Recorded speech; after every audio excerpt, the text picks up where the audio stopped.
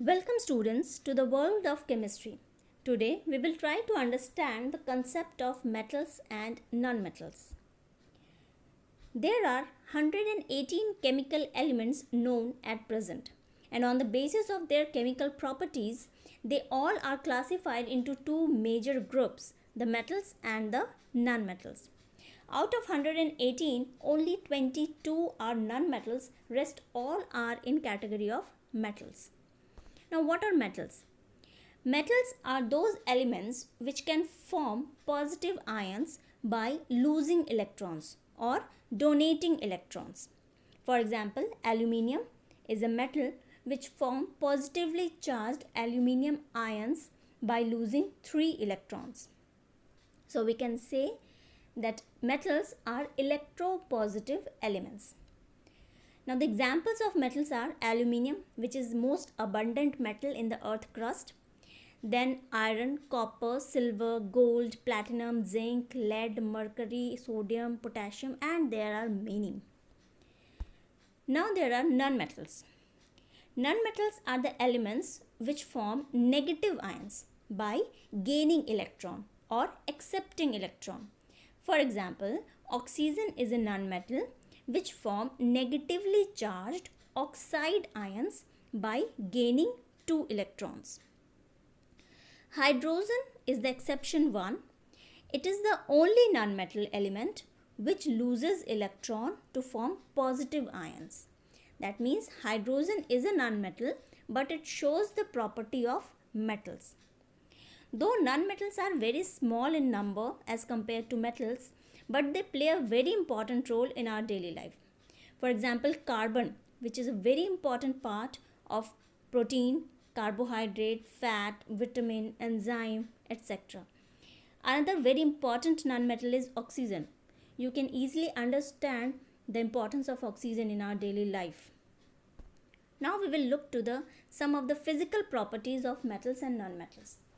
The first is metals are solid. Exception is mercury. Mercury is liquid at room temperature.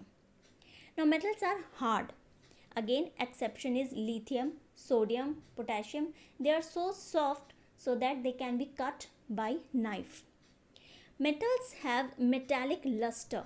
Luster means a bright appearance or shiny appearance. So metals shows shiny appearance except lead. Lead doesn't show any shiny appearance. Now metals are malleable, means they can be converted into thin sheets except mercury and zinc. Now metals are ductile, that means they can be converted to wires. Again, exception is zinc, mercury, gallium, they cannot convert it into wires. Now metals have high melting point. Again, the exception is gallium and cesium. Their melting point is very low and they start melt in the palm itself. Now metals have high boiling points also. Again, exception is sodium, potassium, gallium. They have a low melting points. Metals are good conductor of heat. The best is the copper and silver, and the poor conductors are lead and mercury, but they all conduct heat. Metals are good conductor of electricity also. The best conductor is copper. That's why copper is used for making electrical wires also.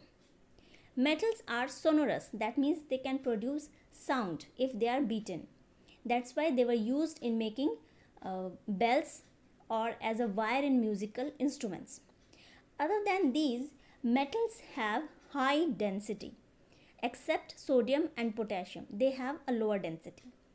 Metals also form alloys and amalgams, and usually they do not dissolve in any liquid solvents. Now we move on to the physical properties of nonmetals. Nonmetals may be solid or liquid or gases. For example, carbon, sulfur, phosphorus are solid. Bromine is a liquid. Oxygen, nitrogen, hydrogen, these are the gases. Nonmetals are very soft except the carbon and especially the diamond, which is the hardest substance in the nature. Now they do not show any luster, that means a shiny appearance, except the iodine crystal. Iodine have a shiny appearance. The nonmetals are not malleable nor ductile. They have low melting and boiling points. Nonmetals which are solid and liquid have low boiling points, and nonmetals are also very bad conductor of heat and electricity, except graphite. Graphite is a good conductor of electricity. Now nonmetals are not sonorous. They also doesn't produce any sound effect. Other than all these, they have a low density, except iodine and diamond. These two have a higher density. They do not form any alloys and amalgams. Again, exception is carbon and phosphorus. They are used for making some of the alloys, and they get dissolved in many liquid solvent. For example, sulfur can be dissolved in carbon sulfide, iodine can be dissolved in chloroform, and so on. I hope, student, you can now easily differentiate between metals and non-metals on the basis of their physical property. Try to do it. In the next video, we will continue with the chemical properties of metals and non-metals. Till then, stay safe and healthy at home. Thank you.